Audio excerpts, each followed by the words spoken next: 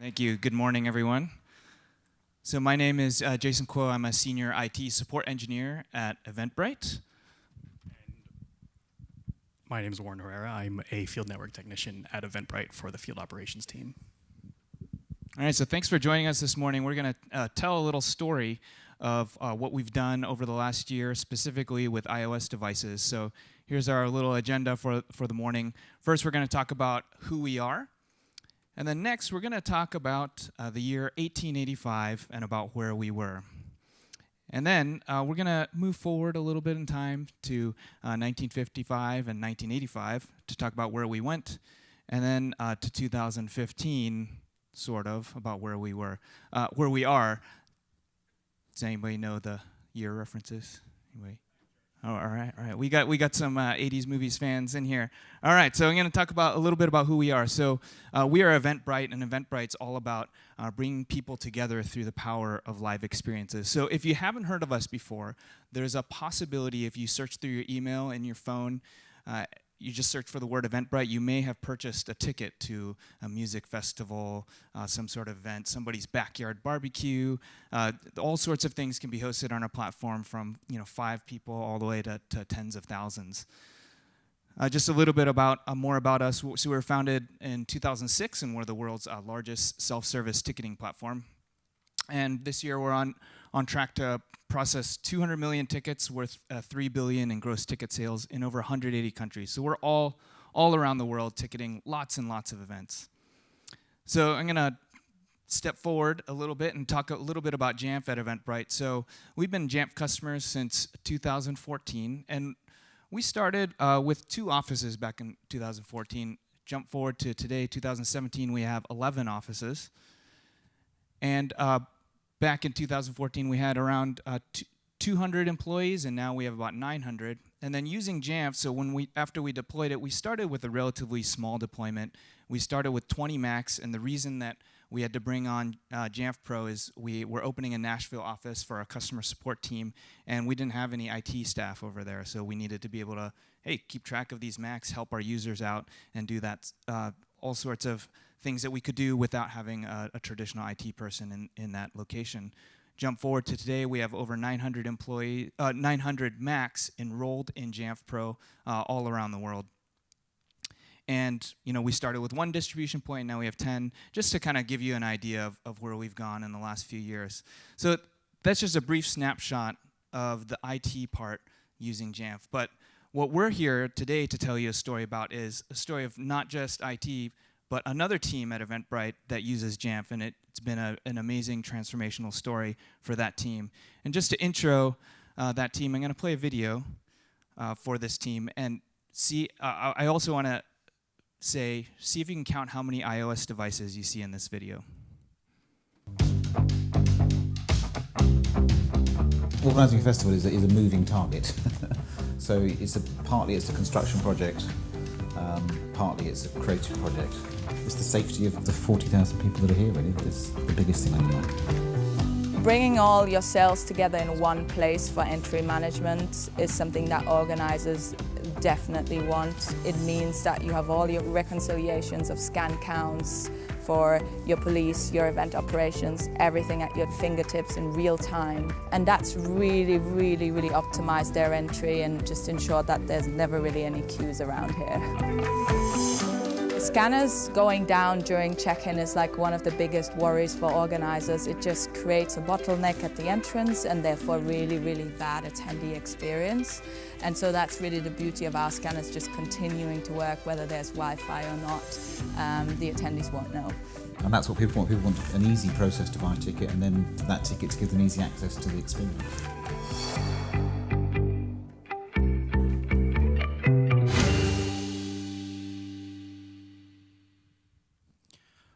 Awesome. All right, so what you guys just saw there was one of the events that we actually have in UK called WOMAD. It's a music and arts festival, and there's a bunch of WOMAD festivals around the world, but this, again, in particular, was WOMAD.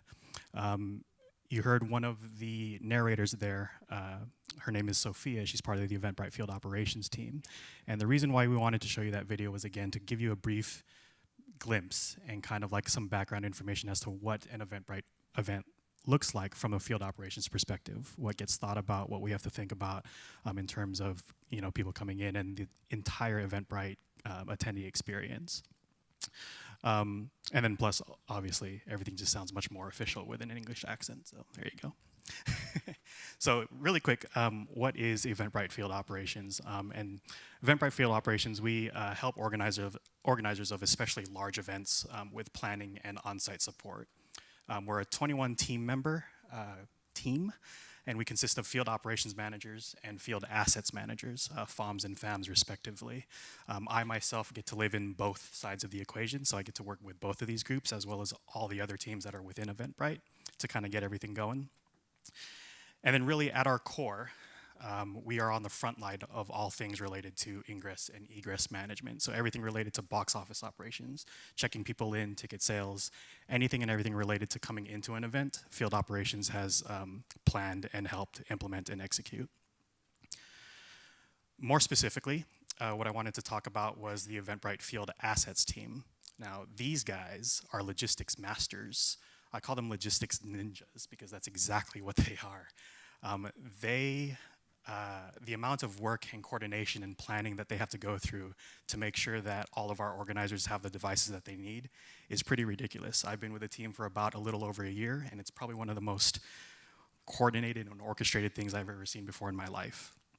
They manage around 1,000 iOS devices and about 1,000 events a month. Now keep in mind, Eventbrite as a company, we have millions of events per year. Specifically, we have organizers and events that require our equipment, and that's exactly what they manage in 1,000 events a month, with a peak of about 900 devices in 1 week. So at any given time, if you were to actually walk into our assets room, there literally could be nothing on the shelves because they've all been sent out to all of our events and all of our organizers.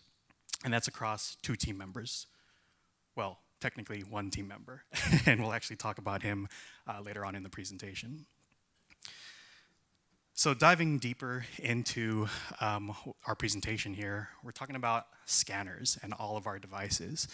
And the question becomes, what is a scanner? Why should I care about it? I'm just going to an event to rock my face off, and it's great. We want you guys to rock your face off. We want to rock our faces off, but you have to come in first, and that's exactly what these scanners are responsible for. So it's an iOS device attached to a laser sled. More specifically, it's a Honeywell sled, and it's used to check attendees into an event. So I'm sure you guys have done it before. You have your tickets on a mobile phone or a PDF ticket or a paper ticket and get scanned in at the entrance, beep. That's exactly what these scanners are responsible for. They're mobile, they're handheld, easy to use, and they're specifically designed for ingress and customer service. So looking up people's orders, checking out refunds, valid tickets, that sort of thing. So diving deeper into the actual process, it's the life cycle of a Field Ops iOS scanner. Kind of wanted to give you guys a glimpse of what the cycle actually looks like. So first, devices are requested by organizers and Field Ops personnel.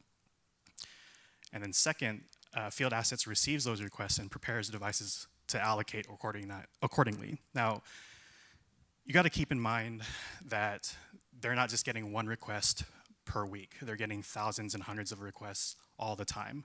So again, back to the whole logistic masters thing, they got to plan these things out so that way they know that they're not going to run out of devices in a given week to send out to all of our organizers. So again, really impressive stuff. So these devices are then prepped, packed, and then shipped off to the organizers and events with a return label.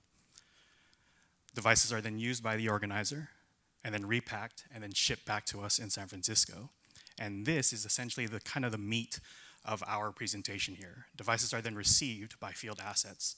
They're checked back in, and then they're prepared for the next deployment. And this is essentially what we wanted to improve, this process right here. And that kind of brings us to where we were, right?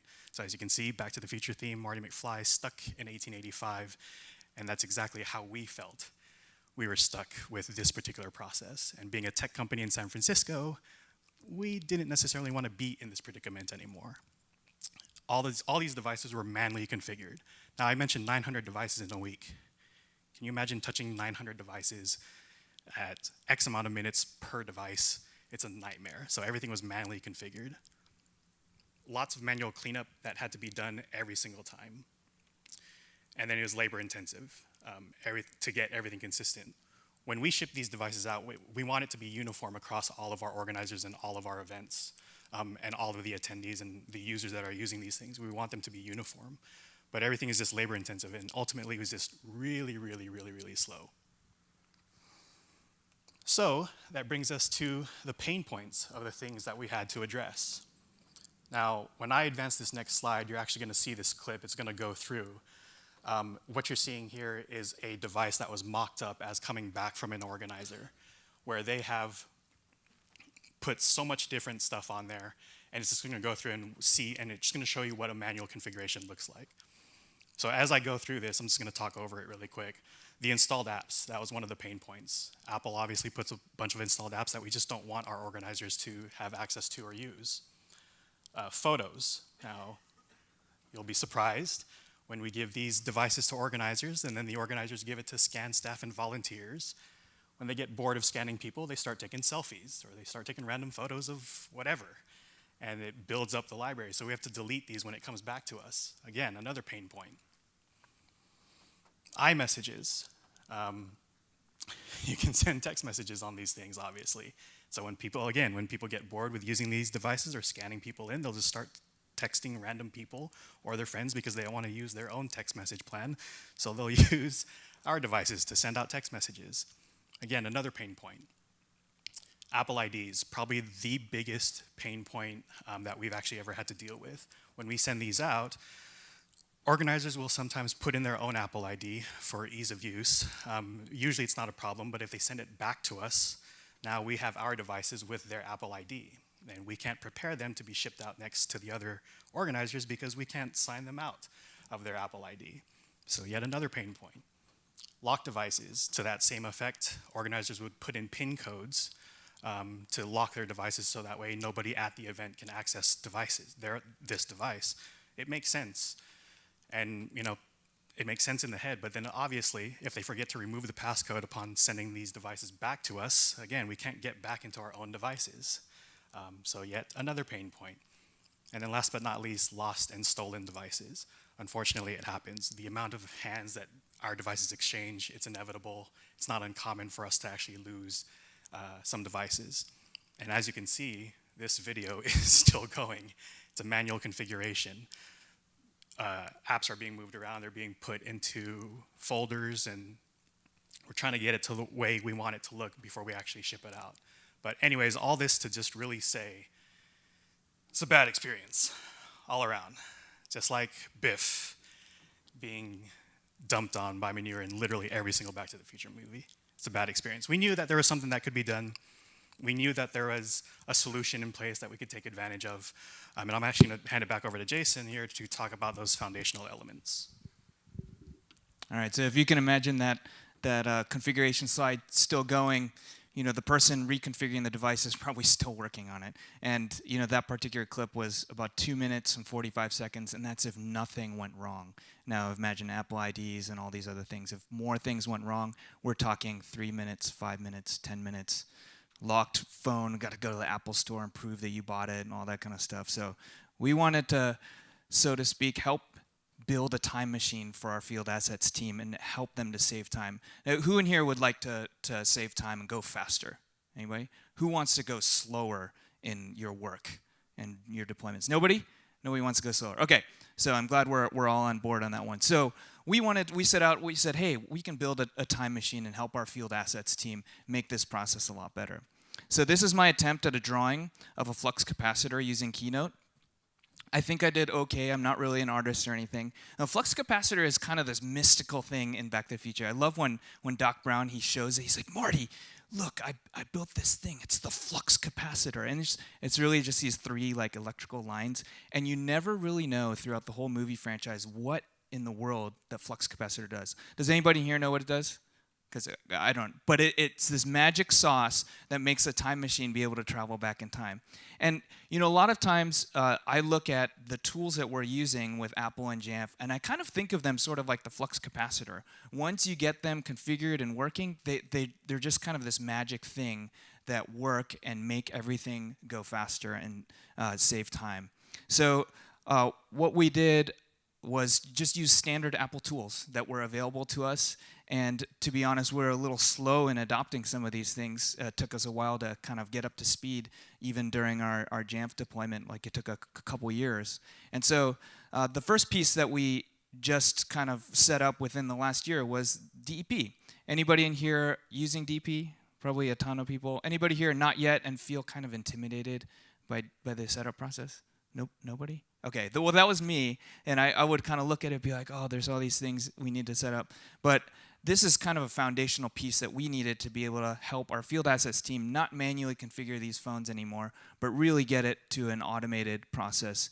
Auto enrollment upon wipe and turn on, auto association with our Jamf server and all that kind of stuff. Now, the other piece you probably know is the VPP, Volume Purchase Program. We have specific apps that we want to install on our iOS devices, specifically the Eventbrite Organizer app, so that enables our organizers to be able to scan people into events, look up ticket information, do point of sale, all that kind of stuff lands on that. Now, instead of somebody going in and installing with an Apple ID, we wanted to be able to make this a seamless process. So we said, hey, there's this thing called VPP. We better get that thing going off the ground as well. And then the other piece that helped us make everything faster for our field assets team was the Apple caching server. And this is literally another one of those magical things. I don't know why it took me so long to get this going. I heard people talking about Apple caching server, and when I bought it for $20, installed it on a Mac Mini, and then clicked the on button, I kind of stepped back and I said, wait, isn't there something more to doing it? And no, literally that was it. We had to adjust some records because of multiple IP addresses and that kind of stuff. But generally, that's a huge thing, because we're talking. Remember when Warren was saying up to 900 devices in 1 week? That means every single one of those devices is going out to Apple and trying to pull down either an iOS update, the organizer app, whatever other apps we're trying to install. And this one, it lets it hit the Mac Mini, and then it says, hey, we've got that app already. We're going to deploy it to you directly from here. And it really accelerated the process. So speaking of accelerating processes, so anybody recognize what that picture is up there? So the Einstein dog feeding machine, remember from the beginning of the movie. So Doc Brown rigs up this machine that goes through this whole intricate process, basically to open a can and pour Einstein's food out into a dog bowl. And so looking at the Jamf Pro API, I wanted to be able to build something to help us automate a bunch of these different kinds of things. So repetitive tasks. So you guys have all been there before. You're going into your Jamf Pro server, updating a record or moving something into a static computer group, all that kind of stuff. So we started looking, hey, there's some things that we can do with the API to make this a little bit easier. And then also performing actions on many devices at once. So we wanted to be able to help make this a little more seamless, a little faster. We also wanted to reduce the number of mistakes that we made. Sometimes I'll click around in the Jamf Pro server and maybe type in the wrong thing. We want to reduce mistakes. And then overall, we just wanted to be able to go fast. So I'm going to show a couple examples of the command line tool that we built. It doesn't do everything, but it does do the things that we need it to do in order to help our team move a little bit quicker. So an example is just a very, very straightforward example of being able to map asset tags to a device. Remember, we're using DEP, so when the device checks into our Jamf server, it associates the name of the device with the serial number, which we have in our master inventory list. And we also stick a little barcode on the back of our field ops scanners so that we can associate just a barcode with a device instead of reading the serial number. To make this work, we needed to be able to map that serial number to an asset tag. So here's an example. Just a little command line tool. I'm going to say Jamf API, update mobile asset tag, and then I'm going to paste the serial number into here, and then paste the barcode. And then what it's doing is it's going and it's talking to our Jamf Pro server, saying, here's my serial number, here's the asset tag. And what this really enables us to do is if our field ops scanners are inside the Honeywell sleds, if something's wrong in the field, if one of our field ops managers is out in the wild with a scanner, is having a problem, we need to help, or we need to look something up, or if they come back into our field ops closet, all you have to do is pop them out of the sled, flip it over on the back, and look up the barcode, and then there you go. We can look up the record really easily. So this sets up, so we can do this in batch also. So we have you can load a CSV file, it just has one column with serial numbers, one column with asset tags, and say go and update all these, and you walk away, go grab a snack, and come back, and it'll map them all in there. So that's what we did do for our fleet of hundreds of devices. Did it, and then we walked away, and me and Warren just hung out for a little bit while it went and updated all the devices, instead of me going through and clicking on each device manually. General, edit, asset tag, save, done, and inevitably sometimes I click done before I click save, and the asset tag's not saved and stuff like that. So this sets up the ability for us to be able to wipe multiple devices at once. So part of the foundational elements using Jamf and Apple is the way we would reset these devices is just wipe them. And so you can go into settings, general, reset, erase, yes, do it a couple times. We wanted to see if there's a way we can make this a little easier. So we have the asset tag. We know that's going to map uniquely to a device in our Jamf Pro server. And so in this example, I have a CSV file with 5 asset tags. And I'm going to go ahead and I'm going to download that as a little CSV. And then over on the upper left, got my terminal window there. I'm going to say Jamf API, wipe mobile devices from a CSV. I'm going to drag that CSV file over there, press enter. And what it's doing is go and talk to the Jamf Pro server, going to find these 5 devices. Remember, they're uniquely mapped based on the serial number. Gives me a little confirmation message. Are you sure you want to wipe these devices? And I press yes. In the lower left, you're going to see those commands. They go right through, and they go and wipe the devices. And this is all real time. Nothing was accelerated in there. That's a shoebox that's under my desk, and I had a webcam under there. So it's all real time. That just kind of all seamlessly went, just wiped the devices, and there we go. They're getting ready for the next deployment.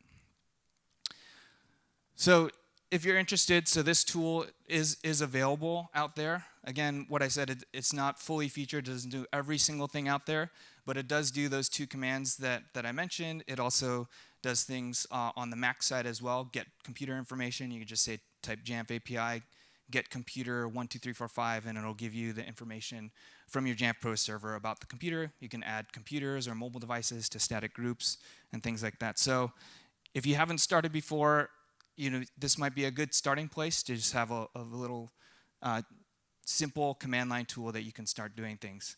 So that's kind of the Flux Capacitor. It's the pieces that we put into place to help this time machine be able to go forward and move fast. And we're trying to move ourselves from 1885 to the future, to the present day, get us all up to speed and make it happen. So here's Warren again. He's going to talk about some of the other pieces that we needed to put in place to build our time machine. All right, so I'm sure Back to the Future fans knows exactly what this is. Anybody? Yeah. It's Mr. Fusion. So similar to what Jason was talking about is how the Flux Capacitor is responsible for time travel. Mr. Fusion at one point in time during the series was responsible for powering the time machine to get Marty and Doc to where they needed to go. So as Jason mentioned, there's 2 things that were actually put into this time machine or into Mr. Fusion to get everything going, and that's DEP and VPP. I wanted to talk about a few other pieces that we put into Mr. Fusion to power this time machine. First is smart groups and configuration profiles. So smart groups, it's essentially a way to kind of segregate and divide all your devices that are within your organization. I'm sure most of you know that, but the way we do it at Eventbrite is we break it down not just by geo, but also by device type. So we have something similar to where it's like US iPad, US iPhones, UK iPad, UK iPhones, Australia, so on and so forth. Sounds a little tedious, but the reason we do that is for granularity. We want to make sure we have as much control as possible and we know where everything specifically is in terms of our inventory. And then configuration profiles. In my opinion, this is probably one of the biggest and most important pieces of the entire Jamf platform. And configuration profiles literally is responsible to establish the identity of all your devices. So everything from SSIDs to home and dock screen layouts, and then in my opinion, the biggest piece is the restrictions. The restrictions is ultimately what I kind of wanted to take advantage of, because I wanted to restrict these devices as much as possible for our organizers. So things like, I don't know, disabling AirDrop, disabling location services, all those you can control within configuration profiles. On top of that, similar to how we organize smart groups, we organized our configuration profiles the same exact way. So, in terms of granularity, we have things like US iPad SSID 1, US iPhone SSID 1, UK iPad restrictions, UK iPhone restrictions, so on and so forth. Again, it's a little tedious to build essentially, but it gives you that granular control to make sure, just in case, if you change one thing in one geo, you're not necessarily affecting another geo. A good example of that is location services. It needed to be enabled in UK, but we didn't necessarily need it to be enabled in US. If everything was contained under one container and we enabled it, now we're enabling something that obviously doesn't need to be enabled everywhere. So by separating it by geo like that, you can segregate and enable one thing without affecting any of the other groups. And then finally, self-service. We obviously turn off Apple's App Store for obvious reasons, mainly Apple ID.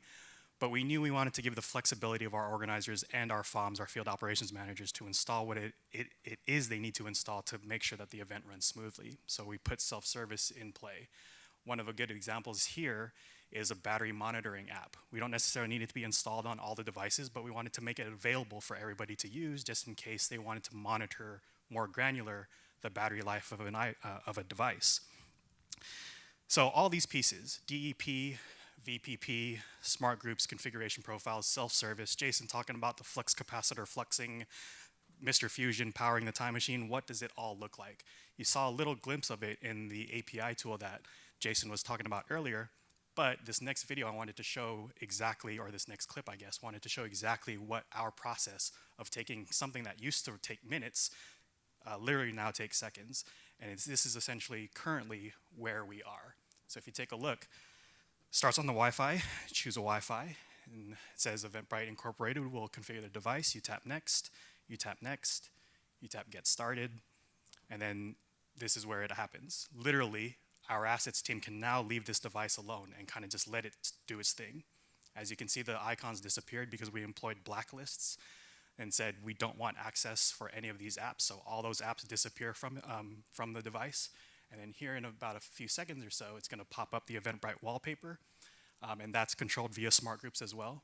And then it starts to install all the apps that we want to be installed on all the devices, mainly self-service, the Eventbrite Organizer app, and then speed test. And it all takes 37 seconds. We'll call it 38 seconds. And that's it. That's the entire process. So with all those pieces in place, we literally went from minutes to seconds. And I want to toss it back over to Jason to talk about a few more statistics. Cool. So that's one of my favorite clips just to see. Remember in the beginning, the person who was configuring that phone in that first clip was a guy named Keith. He's on our field assets team, and he's literally cleaning up, moving iMessages around, taking photos, cleaning up all the folders. Literally, that just was real time, 37 seconds, leveraging all the things that we showed you before, VPP, DEP, the caching server, configuration profile, smart groups, just 37 seconds. In particular, what we also wanted to do, so configuration time, just boom, there, 37 seconds. We also wanted to reduce the hands-on time per device, because we really only have one guy who's got his hands on these devices and needs to configure them and ship them out. So I'm going to show this. Literally, these are timed to have the touch time per device. So just imagine how long it takes for Keith to be able to be on the device. You wipe the device, you say hello, you pick the language, you just keep tapping. 5 seconds maybe to join the Wi-Fi network, depending on how complex it is. Tap next, tap get started. So literally all together, and then just wait for that final screen to go through. So literally all together, maybe hands-on time is about 8.5 seconds per device, instead of hands-on time of 3 minutes, 5 minutes, 10 minutes. So just to kind of show a timeline of what this took. So I know I'm always interested in hearing other people's stories, and I think that might be helpful for you, is there's just two of us. We're the two people that worked on this. And does anybody in here do only one thing, or does anybody here work on multiple projects at a time? Anybody? Okay. Yeah, I work on at least two things at a time. And so just to kind of give you a picture of what this took, so that I called it Casper API tools. Initial release of those tools was about a year ago. In July, Warren joined Eventbrite, and then when I met him, I was like, oh, okay, this might be our chance to make this happen. So that made me really excited. We only enrolled in DEP last summer, so that's how long it took us to kind of join the group. Some of you might have been on much longer than that. We started our configuration in earnest back in October. And then we enrolled all our DEP resellers, not just Apple. We buy from a bunch of different sources. And then we started working on the wallpapers and Wi-Fi. And then I think we got a little busy, so we didn't do much for a couple months. But then we got to January, and we did our first wave of Jamf Pro managed MDM devices out in the wild. Caching server, I'm telling you, this is how long it took me to click those 20 seconds and click on. Finally got it online. And then by May of this summer, of this spring, that's when we had our final configuration ready to go for US, white multiple devices via the API.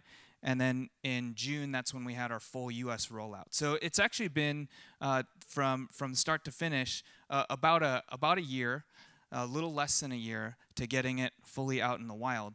But we've had this fully up and running since July, so not that long. But I just wanted to show you a few stats of how this has transformed our deployment process. So from July to October, I ran these stats last week.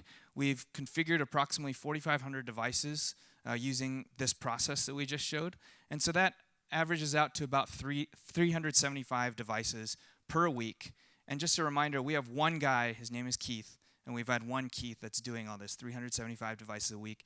And a lot of that time is receiving, packing, unpacking, and shipping. So what we did was we condensed the amount of time he's spending configuring these iOS devices dramatically. And we've had 0 Apple ID problems for this whole time doing the new way. So I want to introduce you to Keith. This is Keith. He's a great guy. And I know sometimes it's helpful to actually see the process. So I asked him, hey Keith, can you show me how you configure a bunch of devices at once? So I set up my iPhone, set up a time lapse, and what you're going to see is he's going to start just configuring these devices. He's got 10 in front of him. Look, he's just sitting there. He's just talking to me. We're just chatting while they're wiped. And then, okay, here's his 8.5 seconds of touch time per device. He's joining the Wi-Fi, getting it all running, and then he sits back again. He's waiting. Those 5 are done. There's the next 5. Next 5 are done. This last one took a little bit of extra time, but then there it went. And look at that. Does this guy look like a happy man? That's Keith. He's a cool guy.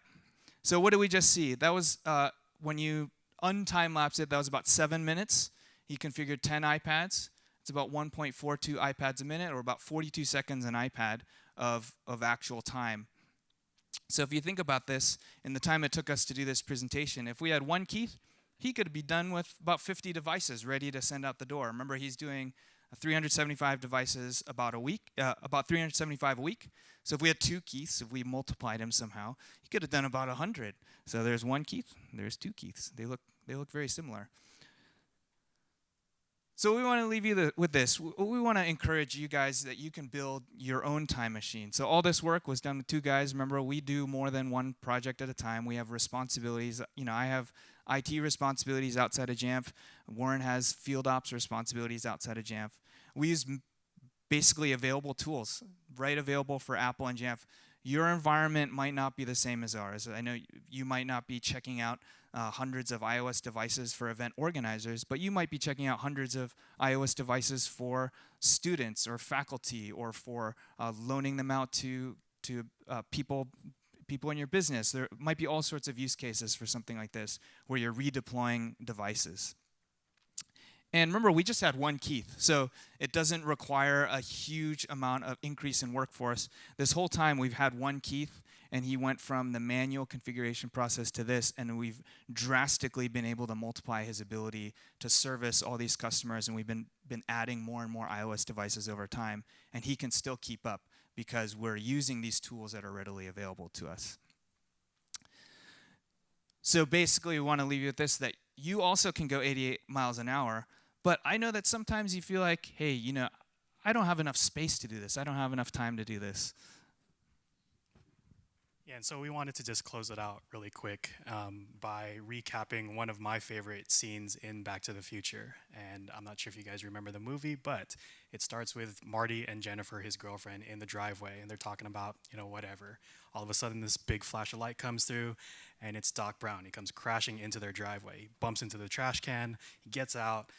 Marty and Jennifer are like, what the heck is going on? He starts digging through the trash can, starts putting banana peels and beer cans in Mr. Fusion, and he's like, we gotta go. We gotta go. Something has to be done about your kids. So they all pile into the car. Doc backs out of the driveway, and Marty's like, hey, Doc, you gotta back up a little bit more. We don't have enough road to get to 88 miles an hour. And then Doc looks at him and he just simply says this: where we're going, we don't need roads. And that's essentially the kind of the message that we wanted to leave with you guys today. No matter where you guys are in your implementation, if you're just starting, if you just started, or if you haven't started yet, or if you're already in production, there are definitely things in place, especially with the tools that Jamf offers, for you to literally take a process from minutes to seconds. Thanks.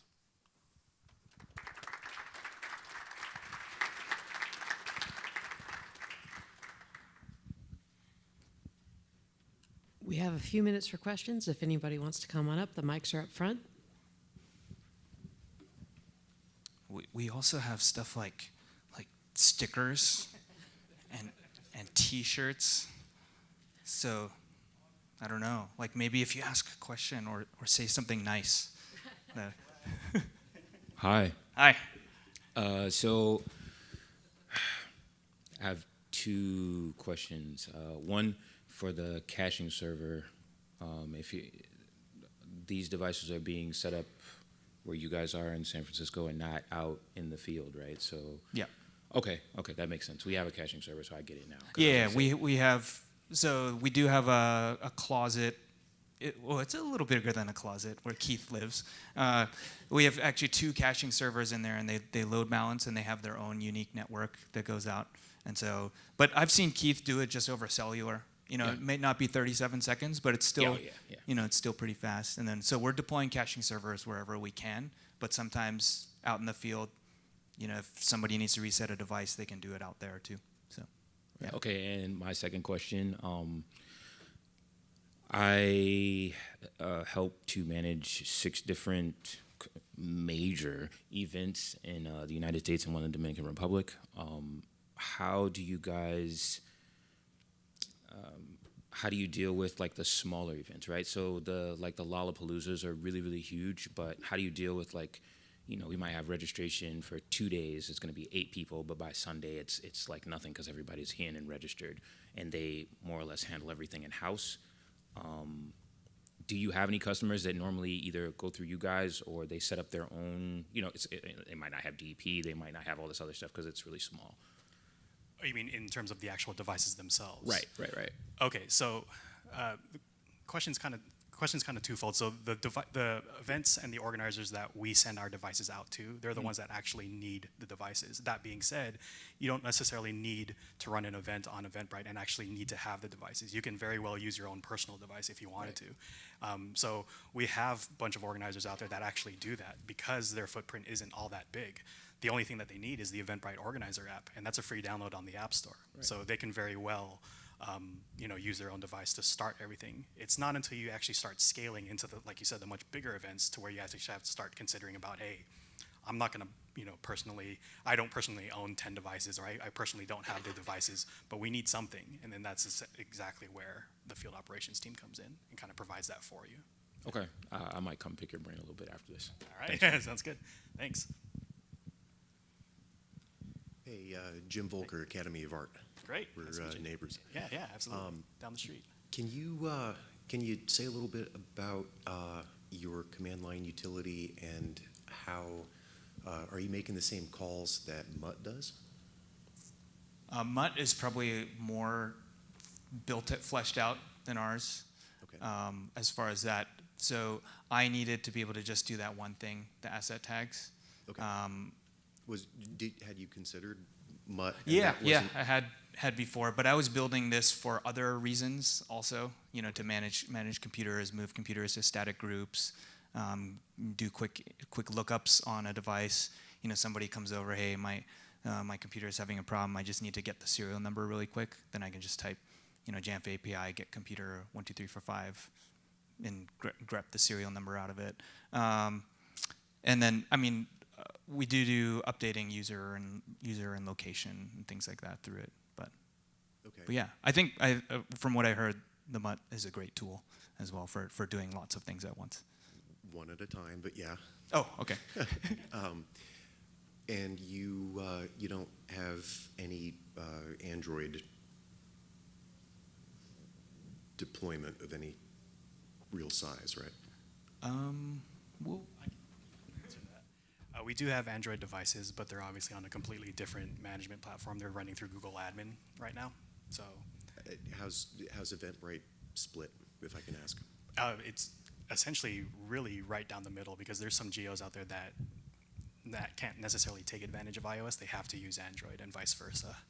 So we do have a mixed fleet of both Android and iOS devices. One's not really preferred over the other. We have development teams and engineering teams that handle both sides of the equation. So we adjust, but we do run a mixed environment. Do you run into geo-locale APNS not working kind of stuff? Not that I know of. Not Okay. that I know of. Everything is, yeah, not that I know of. Yeah. Cool. Thank you. Thanks. Any other questions? Okay. Thank you, Jason and Warren. Really appreciate it. All right. Thanks, guys.